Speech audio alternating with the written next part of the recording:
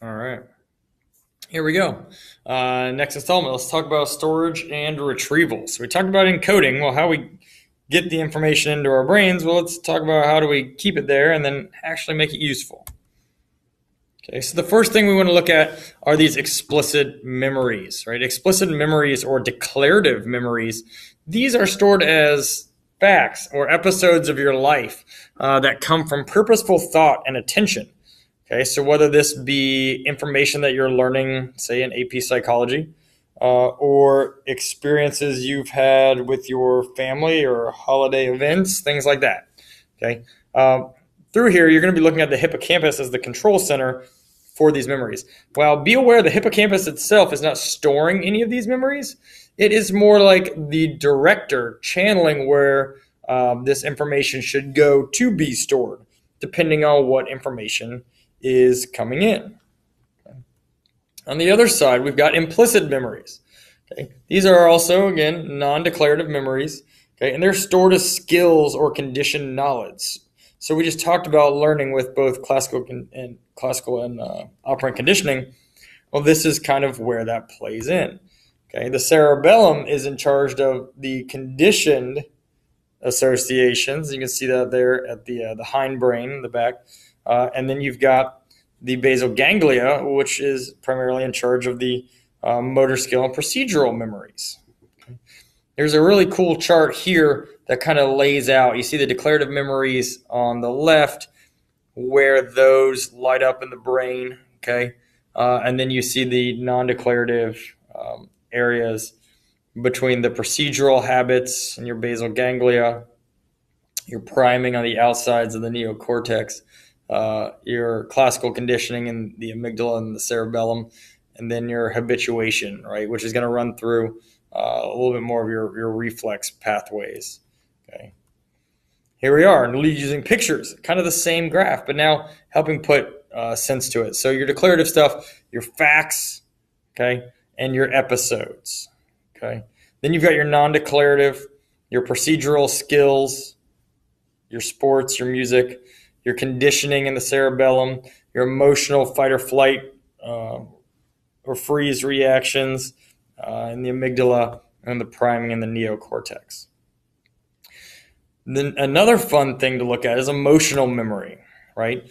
Emotional memories produce excessive or amounts of glucose, right? That enacts the brain, use the energy to enact the brain and create really strong memories that are tied to your emotions. So in times of high emotions, like maybe your first kiss, the loss of a loved one, some oftentimes holidays with family around, all those types of things create really powerful, detailed memories because of the energy that is directed into your brain to be able to code more information and store it. Okay, things for myself like my wedding day, the birth of my children, that kind of stuff. With that comes flashbulb memories. Okay, these are clear memories of an emotionally significant event or moment. Okay, so this one snapshot where you get really vividly detailed memories. Again, this could be, like we've said before, first kiss, death of a loved one, birth of a child, and so on. Boom. It's like taking a picture of it, a flashbulb memory. Okay. And then you get long-term potentiation. So the increased cell firing because of this is the basis for long-term storage, learning and memory of these emotional memories. Okay. And there's some cool stuff on emotional memory if you're interested in it. So how is it measured? Okay. Recall, being able to retrieve information that was learned from the past. Okay. Simply being able to bring it back and use it.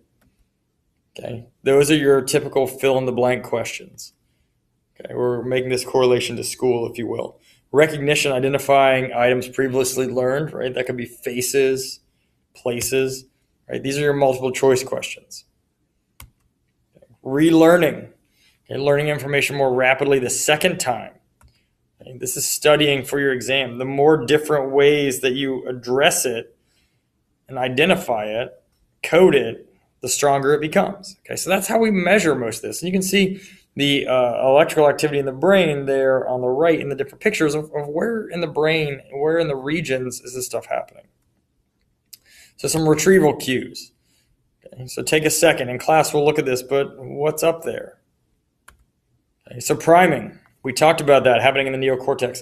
These are perceptual identification words, objects, environments, things that help to get us ready to be able to retrieve information.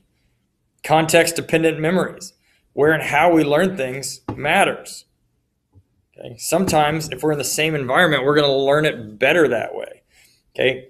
For instance, if you were, say a basketball player and you were learning various set plays at home in your gymnasium where you're comfortable, and then you go to an opposing gymnasium that's loud and raucous and not as and poorly lit, you have a tougher time being able to remember and get to and do the things that you knew. State-dependent memory. The physical state that you're in. If you're sick, sometimes it's better to remember things when you're sick. Okay? If you are excited after exercising or whatever, the physical state that you're in impacts your memories. And serial positioning, much like the primacy-recency effect.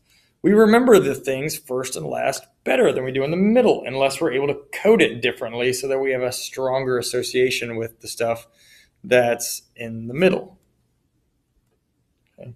So in case you weren't sure, that's a camel. Okay.